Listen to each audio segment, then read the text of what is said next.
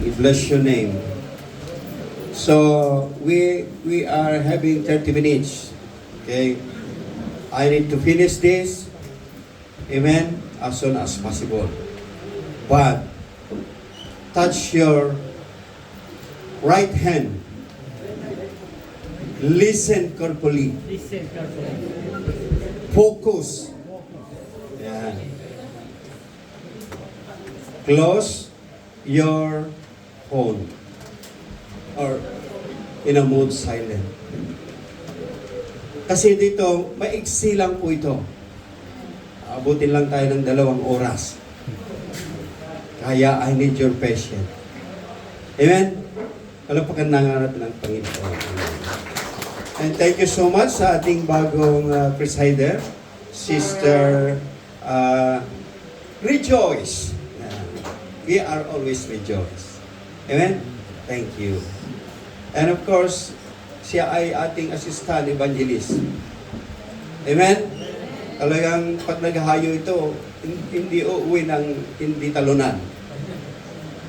Laging panalo. Amen. Yung nagsabi niya, panalo. Amen. And of course, welcome mga kapatid sa mga nampalataya, sa mga bagong kapatid natin. Ngayon, hindi na po kayo bisita. Ngayon, kayo ay miyembro na. Amen? Kaya kayo ay susunod na magiging disipulo. Amen? Ayan. So, praise God. Okay lang ba kayo dyan? So, let me know if you're okay or not okay. You can sit here. Para nakikita ko kayo. Amen? Because I want to focus this message that for I know this is the moving forward. Kung hindi ka pa nakaka-move on, kapatid, today is the day that you need to move forward. Amen? Yung hindi maka-move on sa love life, this is the day. Amen? Mukhang tumahimik ang lahat. Amen? So let's start. Let's begin. Okay? Ito yung ating binasa kanina. Yan. Our team is moving forward. At ang ating text, yan, Philippians chapter 3, verse 13, 14. Yun ang ating binasa kanina. Na kung saan, brothers and sisters, I do not consider myself yet to have taken hold of it. But one thing I do.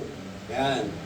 Forgetting what is behind and straining toward what is ahead. I press on toward the goal to win the prize for which God has called me heavenward in Christ Jesus. Amen? Kung titignan niyo po doon sa una, I do. Di ba yung mga ikinakasal? Will you marry? Ano sa doon? Siya ba ay tinatanggap mo bilang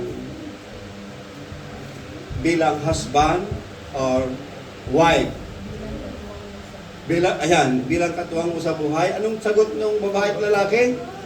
I do. Yes, I do. Amen. Sa mga kinasal na dito, alam niyan. Amen. Pero yung mga single, mag-practice na kayo. Amen. Pero, bago kayo gumawa niyan na I do, siyempre, dadaan muna kayo sa akin, mga lalaki. Kay Pastora, sa kay Pastor Rondi. Amen? Yan. So, may warning ka agad, no? Nakita nyo ka agad. Yes, I do, pero may warning ka agad. Amen? Kaya, dito mo makikita yung mga lumalapit, talagang lalaking lalaki yan. Pero naalala ko yung sinabi ni Bishop Ding. Pag daw kaharap mo siya at pinatalon mo, paano ba ang talon ng lalaki? Straight. Straight.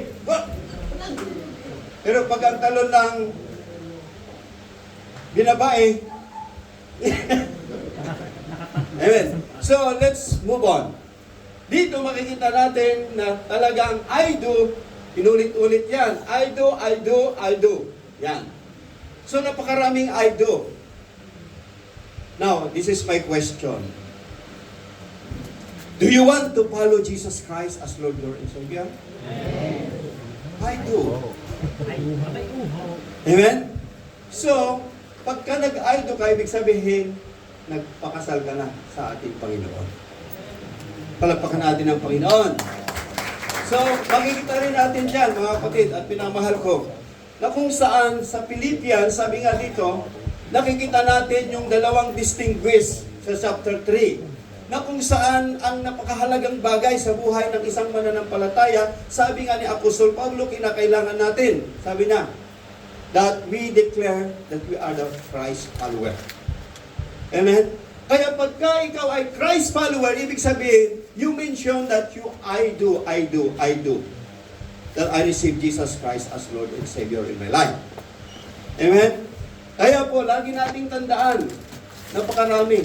Alalahanin mo, kapatid, kapag ikaw ay nagawa mo, saan ka pupunta? Amen? Di ba may ward sa hospital? May ward sa hospital. Gusto nyo ba doon pumunta? No. I want here. Heaven ward. Gusto kong pumunta sa langit. Pero ano ang kailangan mong gawin? Balikan natin. You must be pressed on. Kasi kung ikaw ay laging malamya, tinatawag ka ni kapatid, tinatapik ka, saka na ako kasi pagod ako. Amen? Narinig ko yung patutuo ni Daniel. Hindi si Prophet Daniel, ha? Si Daniel ng Argentine. Amen? Sabi niya kanina, natandaan ko yung sinabi niya. Sabi niya, kaysa matulog ako, kaysa sabihin kong napagod ako, kinonvict ako nito. Amen? Dapat lahat ganyan. Nakukonvict. Kasi sa GM9, walang tamad. Palakpakan natin ang Panginoon. Amen. Amen. So, nagigets ba? Amen. Let's move on. I do. Amen. Kay Pastor Pema, lastly, ang kanyang preaching, yung words niya is, understand Christian race. Amen? Number 1, sabi niya, move forward to finish the race with humility. Dito pa lang, talagang kailangan natin ng humility bilang isang Kristiyano. Pangalawa, sabi na, move forward to finish the race by not looking behind. Huwag natin, kailangan daw natin mag-forward, tapusin ang race na ito, at huwag na nating balikan yung mga nakaraan. Huwag na nating lingunin. Katulad ng isang nag-aararo. Hindi na siya lumilingon, dumidiretso lang siya, hindi niya tinitignan yung dinadaanan niya. Yan yung farmer. Amen? Amen. Kaya dito, nais kong ipahiwatig sa inyo na huwag munang balikan yung mga masasamang nakaraan sa buhay mo. Kalimutan mo na. Sabihin mo sa katabi mo, kalimutan mo na. Yan.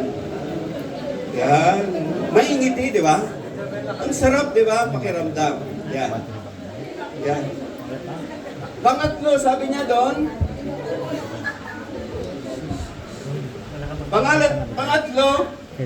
pangatri, move forward to finish the race with your eyes in the prize.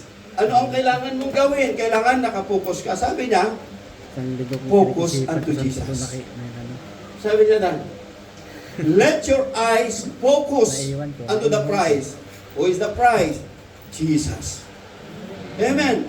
Kasi yan yung ating inaabot ngayon para meron tayong Panginoon na tagapagligtas. Higit sa lahat, ang kanyang grace na buhay na walang hanggan. Amen. Yan po yung ating prize. Kapag ka tayo, balikan natin, pupunta tayo sa heavenward ng Panginoon. Amen. Kaya po mga kapatid, napakahalaga na dapat natin tandaan ang mga ganitong ipinupukol sa atin ng mga preacher natin. Amen? So, ngayon, sunod naman kay Pastor Jerry. Train to endure. Yan. Ito naman yung mga atleta. Yan, si Head, Servant, Sports. Yan, magsisimula ng nagre-recruit. Amen. Kasi sa first week of the month of May, meron na siyang nakatagalaga na manlalaro. Ngayon, ano ang kailangan? Sabi niya, mag-train. Mag-train tayo. Para, ang sabi ni Pastor Jerry doon sa Biblia, you can endure because God will use you suffering. Amen? Gagamitin ka ng Panginoong Diyos. Amen? Of course, ang sumusunod sa Panginoon, tandaan natin, hindi ka mananalo kung walang suffering. Amen? Ano yung suffering na yan? Use your suffering. Of course, yung pera mo, yung money mo. Maglalaro ka, siyempre pagod ka, magmimerienda ka. Kaya maganda yung ginawa ni Head. Pero nagbigay na ba kayo? Amen? So gamitin po natin ito as we are going through. Na gamitin natin, we must be endured because God used us into suffering. Totoo po yan. Marami, bakit ako kung kailan ako nag-Kristiyano? Kung kailan ko tinanggap si Lord, ang dami kong pinagdadaanan ngayon. Kapatid, ang suffering na yan ay lumilipas. Ang dulo nun, kapag ka nakalagpas ka, si Lord ang naghihintay sa iyo. Amen. Paklapakan natin ang Panginoon. Amen. Number 2, you can endure because God will end your suffering. Ayan, end na. Kasi ang sabi ng Panginoon, welcome, my faithful servant. Pag natapos mo yung suffering. Amen? Natapos na, nag-end na yung suffering mo because nandyan ang Panginoon. Amen? Sabi nga natin, rejoice in the presence of our Lord Jesus Christ. Amen? Kaya po napakahalaga ang mga bagay nito, you can endure because God will reveal Himself to you in your suffering. Nagre-reveal sa atin ang ating Panginoon. Amen? For I know, lahat tayo, hindi po nakakalagpas dyan. Nire-reveal ng Panginoon kung paano tayo naghihirap. Amen? Alam niya po yan ng ating Panginoon. Lalong-lalo na sa iyong likod na ito, akala nyo, umingiti lang po ako, marami akong suffering. Amen? Hindi sa suffering ng aking wife, ha?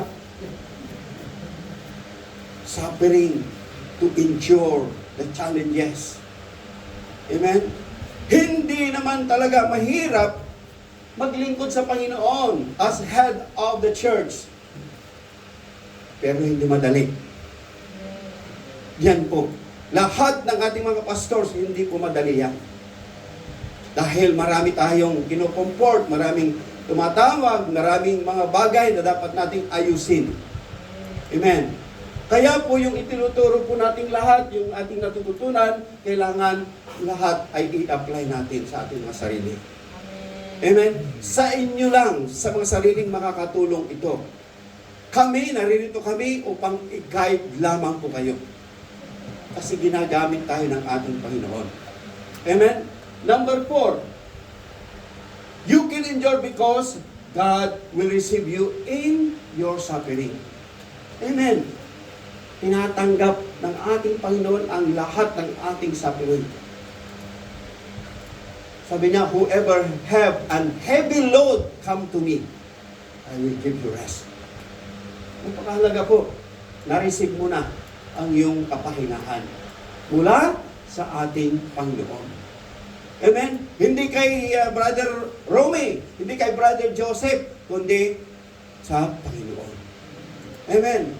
Kaya lagi nating tandaan na napakahalaga na ang lahat ng ito ay matatanggap natin ang reward natin mula sa Panginoon. Amen? Tulad mamaya, maraming reward na matatanggap yung mga kapatid. Ayan, may fabulous ng ating pastora. Ayan, sino yung mananalo? Mamaya ha, magkita-kita tayo. Amen? Palagpakan natin ang Panginoon. Amen. Amen. So, Paul, the Apostle and Philippians, yan, sabi niya, the beautiful letter is rich insight into Paul's theology. Mahalaga kapag ito ay napag-aralan nyo, yung theology about sa Bibles, about sa, paano ka mag-research, paano ka mag-preaching, paano ka magturo. So, ang sabi ni Apostle Paul, and his apostolic love, yan, and concern for the gospel in his converts in Philippians, Paul reveals his human sensitivity and tenderness. Napakahalaga po ito. Kailangan tayo ay magiging sensitibo according to doon sa ating isinishare na gospel ng Panginoon. Kinakailangan, katulad ni Apostol, merong love na ina-apply natin sa mga binabahaginan po natin. At ganon din po, meron tayong tenderness and enthusiasm. Amen. Kaya pagka tayo nag-share, hindi yung malungkot, parang bigat-bigat ng dala-dala mo. Amen. Kailangan masaya para mapangiti mo siya. Amen. Katulad ni Brother Rhea. Brother Rhea, paano mo napangiti si sister? Amen, amen, amen. Because of, it's all about love. Masaya siya. Amen? Amen. Pero sabi na, wala pa kami pastor. Kuya ma, kinabugasan. Pastor, kami na. Alam pagka natin ang mga pastor. God. Ganon ang mga lalaki. Amen? Ako na, naniligaw ako sa nanay niyo. Nahiya ako eh. Pero pag nakainom ako nun, amen. So sabi niya dyan, for Christ as the key to life and death. Makikita natin yan sa Psalm 1, Philippians chapter 1 verse 21, and His deep feeling for those in Christ who dwell in Philippi. Ang mga taga-Philippians, talagang pag nakita nila sa Apostol Pablo, talagang nagkakandara pa sila na hinahabol at sinusundan si Apostol Pablo. Kasi alam nila na si Apostol Pablo ay ginagamit ng Diyos. And we know how Apostle Paul encountered personally ang ating Panginoon sa Kristo. Amen. For I know marami sa inyo na nakaranas, naka-experience to encounter our Lord Jesus Christ. Like me. I remember that 2020 in the Mount Saudi Arabia. At nung binasa ko yung Revelation, naroon po yun. At kami ay umakyat ng napakahabang hagdan at narating namin ang kaharian ng Diyos. Kasi doubt of atheist ako noon. Hindi ako naniniwala ng may Diyos. Kasi pinaniniwalaan ko yung aking head knowledge. Amen? Kaya ang pastor noon hindi umubra sa akin. Yung pala yung taga Batangas na masipag. Yung pala ay katulad ni Moses na nagpasin ng 40 days and 40 nights. Sa akin lang, para ma-encounter ko lamang ang ating Lord Jesus Christ. Personal. Kaya nung nakita kami, umiiyak siya. Dahil nakita niya ako sa loob ng simbahan. Amen. Ganun po si Apostol Pablo. Gusto niya lahat tayo ay maligtas. Gusto niya tayo ay magkaroon ng higit at makipag-partnership sa ating Panginoon kung paano namatay ang ating Panginoong Jesus sa cross ng Kalbaryo. Ganun din po dapat tayo. Kailangan mag-suffer muna tayo. Amen? Hindi sa suffering na sakit karamdaman, kapatid, kundi suffering to follow Christ. Amen? Yun ang mahalaga sa bawat isang mananampalataya. Amen? When then he shared his conviction, his anxiety and fears, revealing the total confidence in Christ that constitute faith. Makikita natin yan doon sa Philippians chapter 3 verse 8 and 10. The letter incorporate him about the salvation that God has brought through Christ. Napakahalaga po na kailangan ni Apostol Pablo, inayag niya ang conviction, yung lahat ng kanyang naranasan, yung anxiety, fears, at higit sa lahat, yung kanyang total confidence to share the gospel of Christ. Amen? At higit sa lahat, ang pinanghawakan niya, nagkaroon siya ng constitute faith sa kanyang sarili. Amen? Kaya po lahat tayo mga kapatid, kailangan natin ito upang sa ganon, magkaroon po tayo ng dependent to Christ, our Lord Jesus Christ. Amen? Kaya po ang lahat ng bagay na ito, lahat ay dadaan sa ating Panginoon because I am the way, the truth, and the life. No one goes to the Father except through me. Tandaan po natin yan in John 14:6. Kaya mahalaga po na tayong lahat sa turo ni Apostol Pablo, kailangan natin maranasan ang lahat ng ito. Amen? Ang topic ko ay pressing toward the goal in Christ. Sa buhay ninyo, ano ang goal ninyo? What is your goal in life? Gusto mo ang goal mo ay yumaman? Gusto mo ba talagang ikaw ay makilala bilang isang tao? O gusto mo talaga naman sa inyong lugar ay magkaroon ka talagang tanyag na pangalan? Amen. Sa ating pinag-uusapan, it is all about goal to heavenward. Amen? Kaya ang sabi niya dyan, Apostle Paul, goal was to know Christ, to be like Christ. Amen? Dapat ganun din po tayo. To know Christ, to be like Christ. Malaman natin kung sino tayo at kung sino si Kristo sa buhay natin. Amen? Higit sa lahat, and to be all Christ, head and mind for Him. Kailangan ang pag-iisip natin ay katulad ng ating Panginoon nung siya ay naririto sa lupa. Nagturo, nagbahagi, nag-disciple lahat. Dapat po ganun ang ating gagawin. That is why we need humility. Amen? Follow Christ, lahat yan. And sabi niya, the goal absorb all His energy. This provide a helpful example. We should not let anything take our eyes of our goal, knowing Christ with the single-mindedness of an athlete and training. We must lay aside everything harmful and forsake anything that may distract us from being effective Christian. What is holding you back? Ano ang pumipigil sa iyo? Bakit hindi ka makasunod dito? Amen?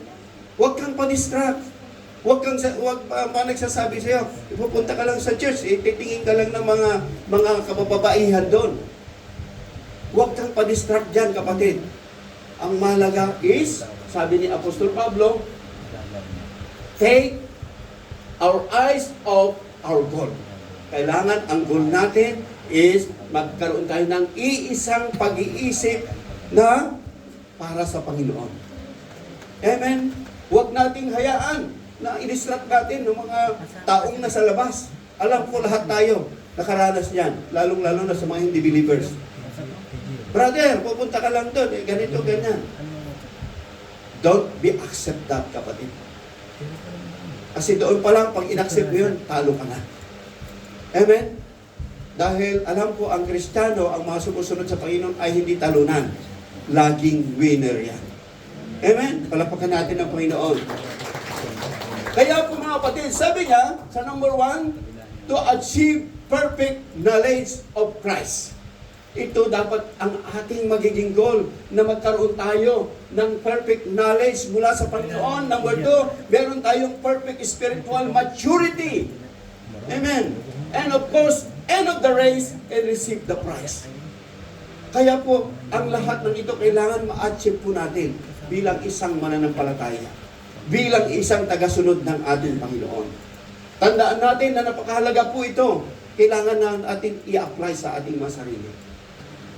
Kung tayo ay nadulas na noong una, nadapa tayo noong una, ngayon, panindigan mo, kapatid, na ikaw ay talagang tunay o effective Christian to follow Christ Jesus.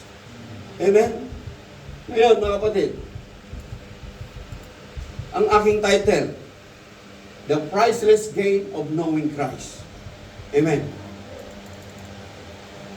Walang kahalagahan, walang katumbas kung ikaw ay makikilala mo kung sino si Kristo. Walang katumbas, kapatid. Hindi yan mababayaran ng kayamanan. Hindi po yan mapapalitan ng mga material na bagay. Tandaan po natin yan. Dahil ang kumikilala sa ating Panginoon ay walang katumbas. Walang katapat. Amen? Palakpakan natin ang Panginoon. Kaya po yun po yung ating title today.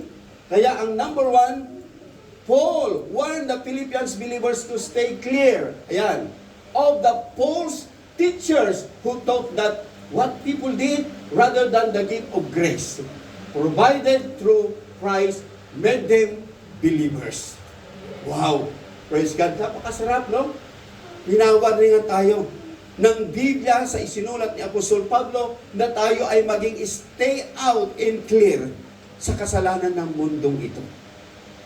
Dapat tayo ay maging totoo at higit sa lahat ng mga false teacher na ito, kilala po natin sila. Amen. Sa pamamagitan ng kanyang pananalita.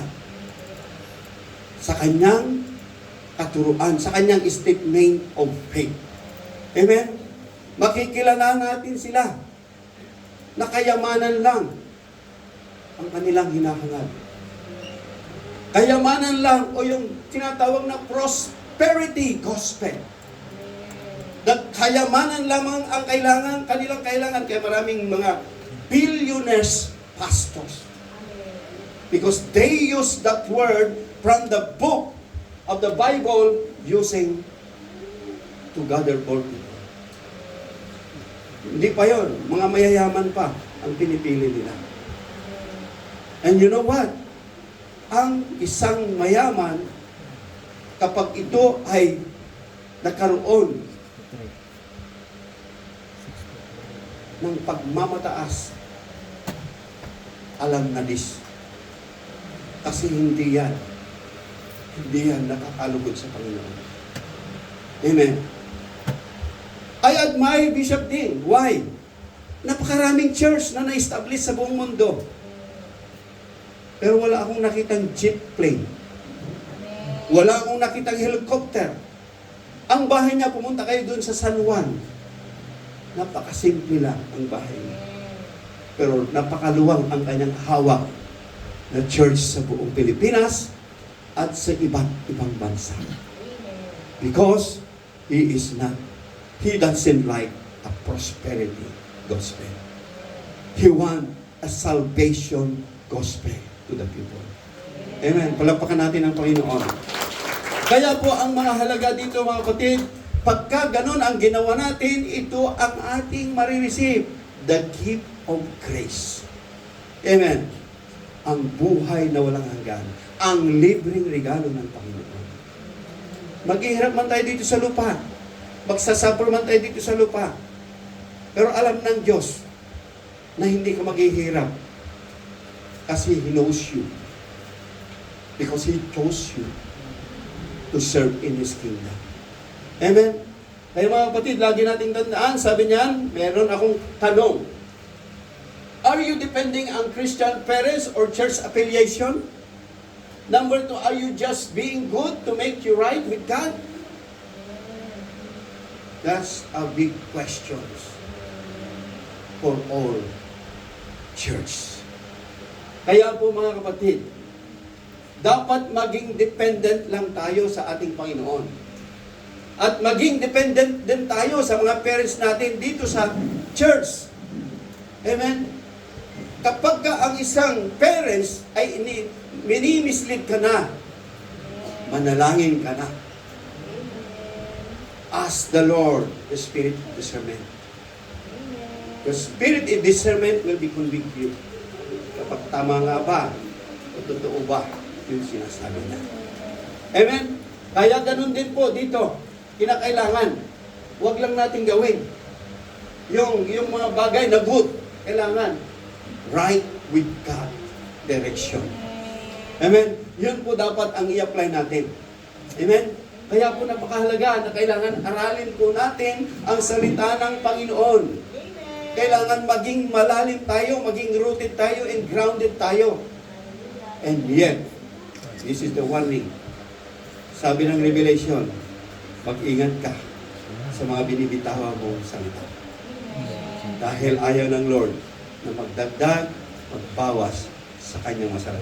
22 verse 18 of Revelation. Amen? Palakpakan natin ang Panginoon. Amen?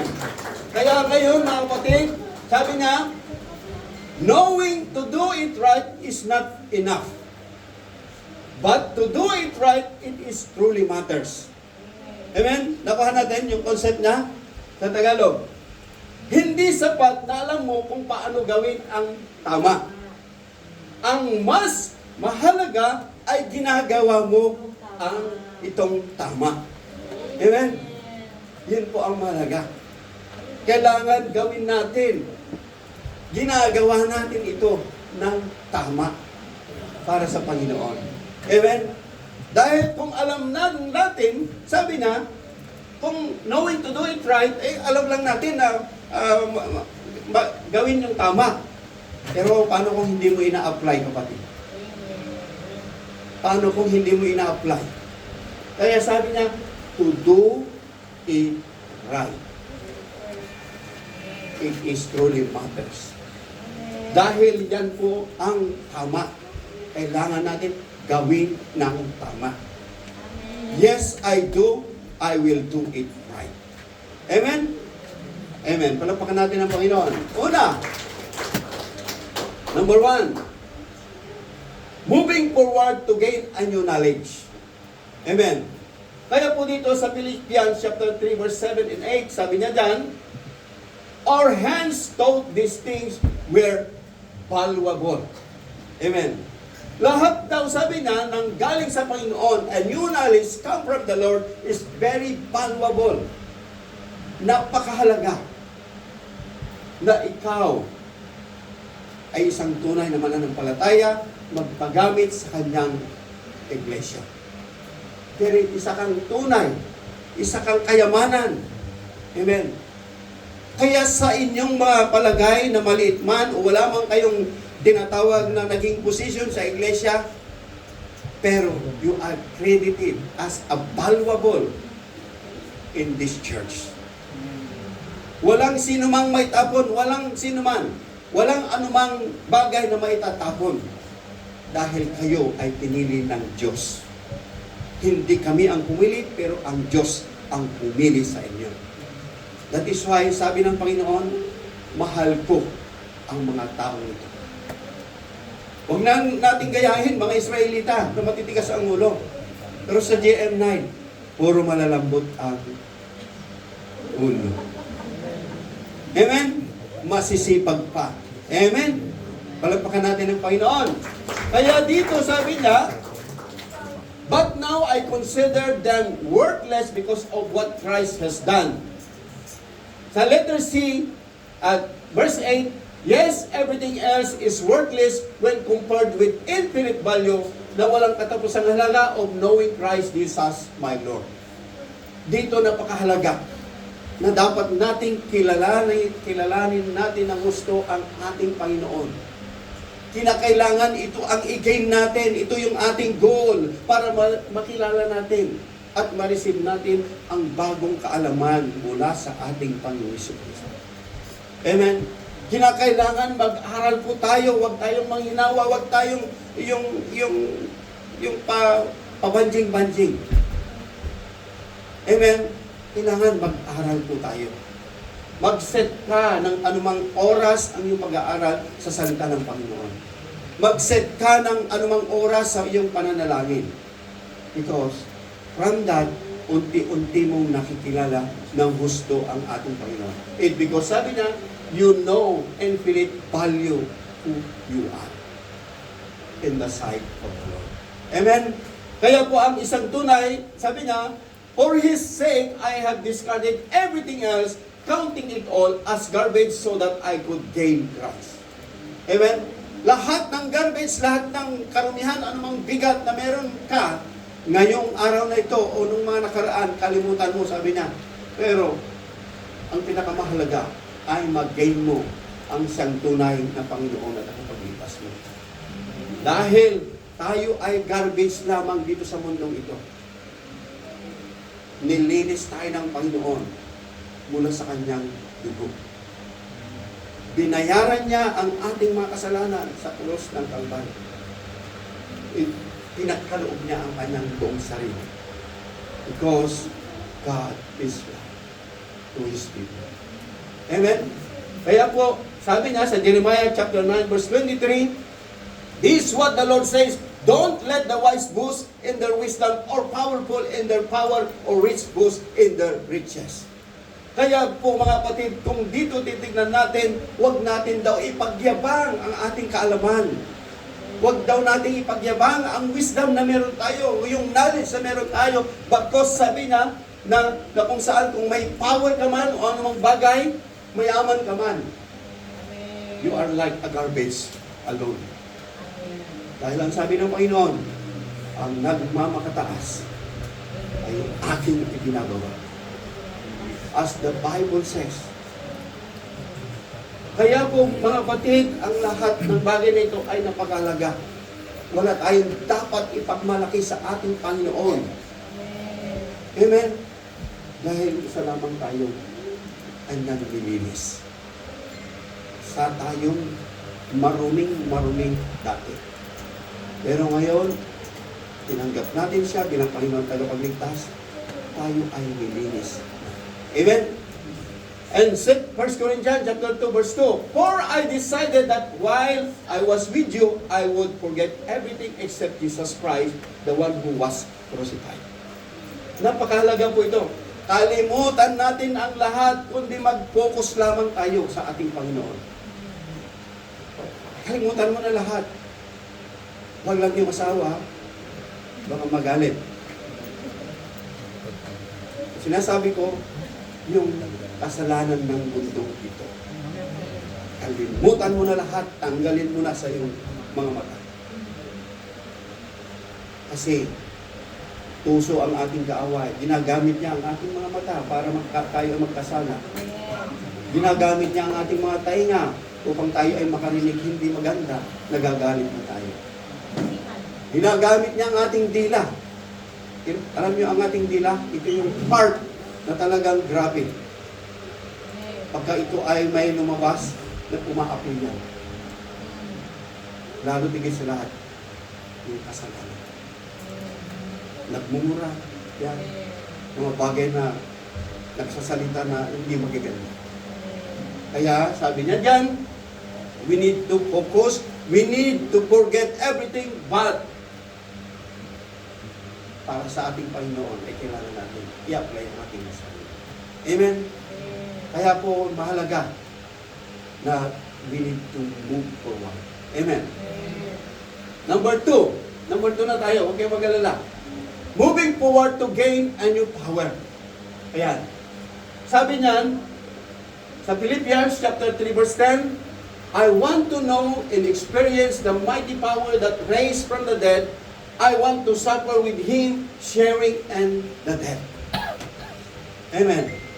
Kaya po mga kapatid, kapag ikaw ay nakapag-experience ng ganitong bagay, yung mighty power ng ating Panginoon ay isang tunay na ikaw ay tagasunod, nagsasuffer ka, nagsasakripisyo ka, because you are sharing the death of Christ Jesus. Sa ibang tao, hindi madali ang mag-share ng gospel ng Panginoon sa hindi mo kilala. And that is true. But, the mighty power of God, diyan ka maging dependent. Dahil, ang banal na espiritu ng ating Panginoon ay kikilos sa tao. Minsan, hindi natin kayang abutin, hindi natin kayang talagang meron siyang resistant spirit. Pero pagka ang kumilos ay ang banal na espiritu ng Panginoon, grabe yan. At masasabi mo sa iyong sarili, grabe ang Panginoon. That He is mighty power above all names. Amen? Kaya po, dito, sabi na, but it must be keep in mind that there is no power of resurrection without the fellowship of the suffering. That is true. Kung hindi nag-suffer ang ating Panginoon, hindi lalabas ang powerful of resurrection ng ating Panginoon. Amen? At of course, hindi tayo ligtas. Dahil walang sino mang nagbayad ng dugo para sa ating mga kasalanan. Kundi ang ating Panginoon si Kristo. Kaya nga, mahal na mahal tayo ng ating Panginoon. Amen?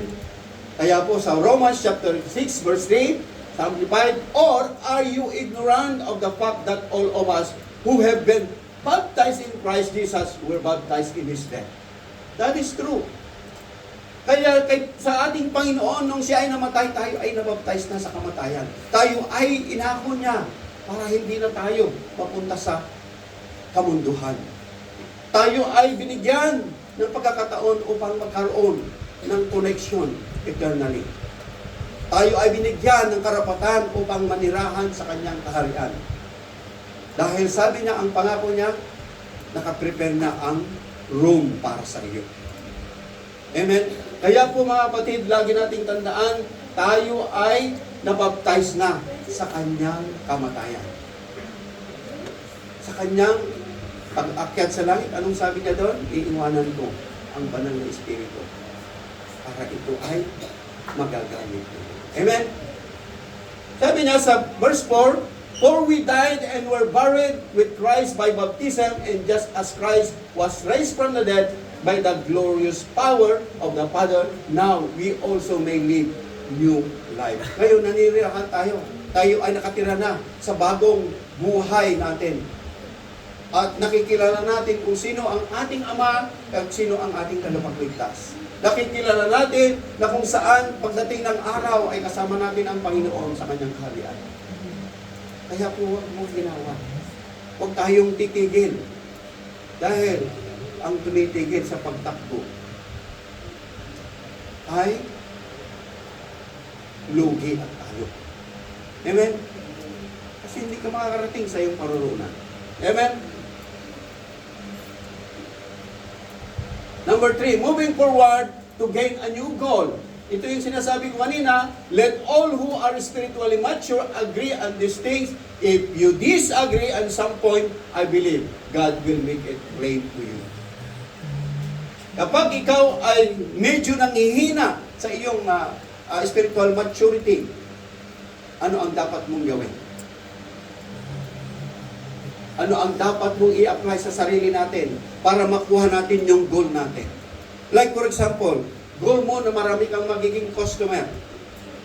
Kaya kay Dr. Marie, goal niya marami siyang customer sa kanilang shop. Siyempre, anong ginagawa niya? Lumalabas yan para mag-demo. Amen? Lumalabas yan para ipakita, ito yung aming produkto, yun ang kanyang goal. Amen? Dapat, ganon din po tayo, kung meron tayong bagong goal sa buhay natin, kailangan natin. Ano ba ang goal mo ngayon, kapatid, sa buhay mo? Una, sabi niya, pag tinanggap mo si Lord and Jesus as Lord and Savior sa buhay mo, ano ang unang maliligtas? Evangelista. Sino ang unang maliligtas? Family mo, kapatid. Yung iyong pamilya, kasi natutunan mo kung paano ka tinanggap ng Panginoon at paano ka naligtas. Gusto mo bang mapunta sa ibang lugar ang pamilya mo? No, kapatid. Kailangan family first to be saved. Acts 16:31. Maliwanag mo ba? Amen. Palakpakan natin ang Panginoon. Kaya po, kinakailangan natin, point to point, meron tayong goal. In real life and spiritual life. Being spiritual maturity, kailangan mo natin i-apply. Amen? Huwag tayong pa-relax. Amen? Kailangan natin. What is my goal, Lord?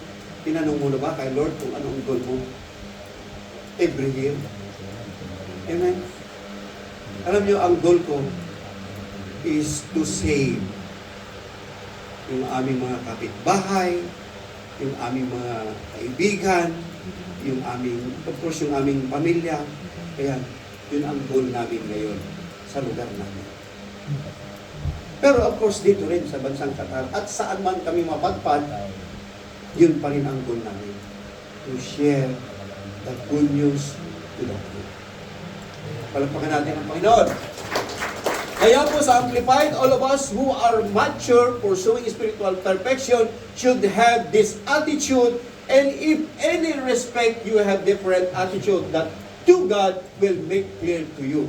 Kaya po mga kapatid, kinakailangan dito tayo natatalo minsan sa ating attitude, sa ating karakter. Why? Minsan, Kristiyano ka na, tapos nakikitaan ka pa ng hindi magandang ehemplo. Because, according to Apostle Paul, we are Christian to be a mirror to the people. Amen? Tayo ang salamin. Tayo. Gusto mo bang masabihan ka? Kristiyano yan eh. Si Neil dyan, Kristiyano yan eh. Amen. Mabait yan si Neil dyan. Amen. Amen. Dapat ganun ang Kristiyano. Amen. Amen. Kaya mga kapatid, lagi nating tandaan, we are the mirror in this planet Earth. How we live as a Christian. Amen? Yan. Nangingiti si Brother Joseph. Kontra. Next, in 1 Corinthians chapter 9, verse 24. Don't realize that in any race, everyone runs, but only one person gets the prize. So run to win. Kailangan tumakbo tayo upang tayo ay manalo. Amen? Pero sa pagkakataong ito, sa mga sports fest, sabi ko nga, kahit hindi tayo manalo, ang mahalaga ay meron tayong pagmamahal bawat isa. At meron tayong united, infinite love sa bawat isa. Kaya lahat maglalaro na. Wala nang magagaling. Amen. Lahat magagaling. Amen. Palakan natin ang Panginoon. Amen. Praise God. Kaya po sabi niya sa kay Timothy chapter 4 verse 7 and 8, I have fought the good fight, I have finished the race, and I have remained faithful unto God. Amen? Kaya dapat tayo ay nakikipaglaban, pero kahit na tayo ay natitisod, tayo ay napipilayan, we are still remain faithful in the kingdom of God. Amen? Kaya po napakahalaga na tayo ay dapat maging ganito sa ating buhay. Huwag nating ipakita sa iba. Again, this is my encouragement. Gusto kong maglaro tayong lahat. Sabi nila, walang mababangko. Eh, mayaman yung nakabangko. Amen? Mayaman yung nakabangko. Pero alalahanin natin ito, kapatid, wala nang mababangko. Amen? Palagpakan natin ng Panginoon. Lahat maglalaro yan. Sabi nga, manalo, unahin ko muna yung matalo, manalo. Mas maganda, di ba? Matalo, manalo. Ibig sabihin, nasa huli pa rin tayo ng panalo. Amen? Kasi meron tayong love and unity. Amen? Praise God. Number 4 na tayo. Yan. Moving forward to gain a new hope. Ayan. Makikita natin yan. Chapter 3, verse 20 to 21, Philippians.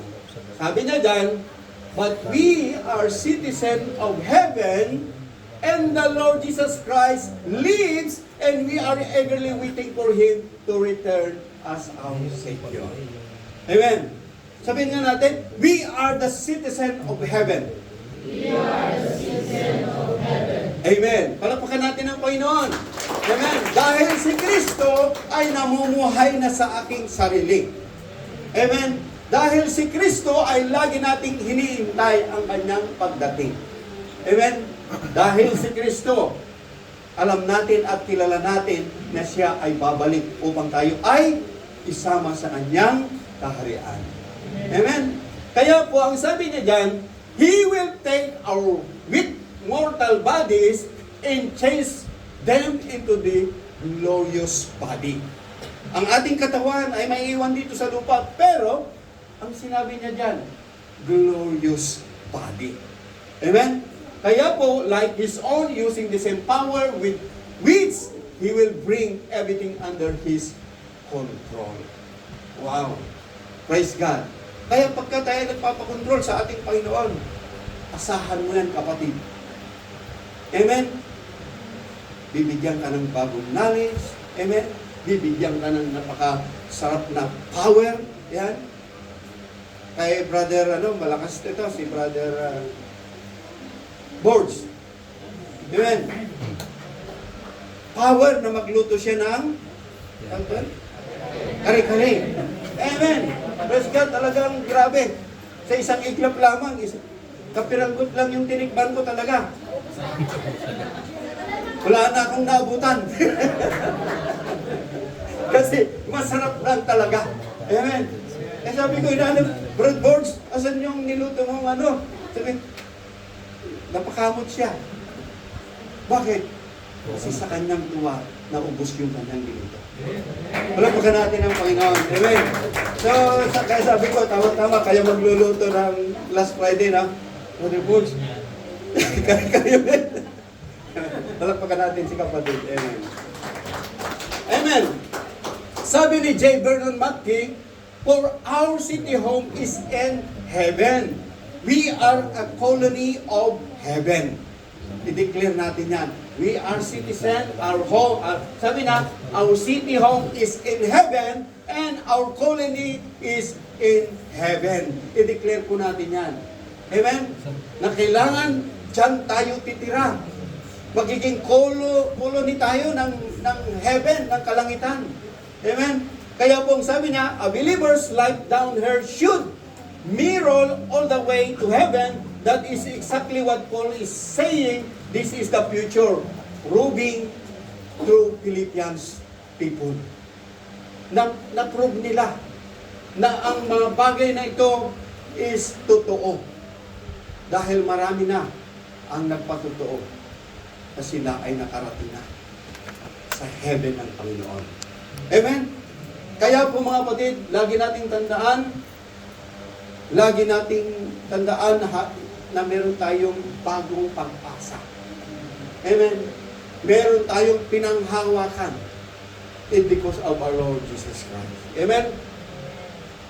Lastly, conclusion, sabi niya dyan, we can grow, sabi niya, mature spiritually as we continue to trust Christ. Amen? Learn more about Him. Draw closer to Him and obey Him. Our progress is changeable. Nagbabago in contrast to our relationship above because it depends our daily walk. Even at time in life, we mature more than at the other time. But we are growing toward perfection if we press on.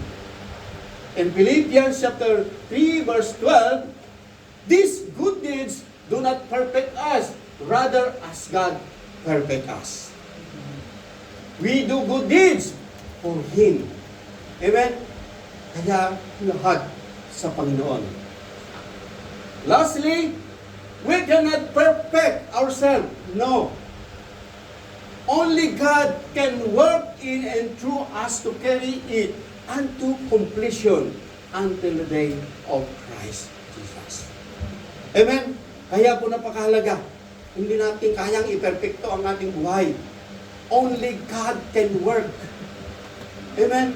Kaya sabi nga natin, si Lord ang kumilos sa buhay ni kapatid. And we see that mirror. It shine. Amen? Talagang ang kapatid ay nagsashine. Amen? Kaya po, mga kapatid, lahat tayo ay gagamitin ng Panginoon. Amen? We are ordinary people in this planet Earth. But we are valuable and special in the sight of the Lord Jesus Christ. We are the treasures. Amen? We are the gold. Amen? Na kung saan talagang ang Panginoon ang siyang gumagawa ng kaparaanan para tayo ay maging perfecto. Amen? Kaya po lagi nating tandaan, balikan ko lang ang ating nakaraang pag-aaral, pressing toward the goal in Christ. Ang number 1, to achieve perfect knowledge of Christ. Number 2, to achieve perfect spiritual maturity. Number 3, to achieve the end of the race and receive the prize. sa ating title, The Priceless Gain of Knowing Christ. Ito po yun. Moving forward to gain a new knowledge, moving forward to gain a new power, moving forward to gain a new goal, and moving forward to gain a new hope. Amen? Yan po ang ating dapat masundan. Amen? Let's stand. Amen.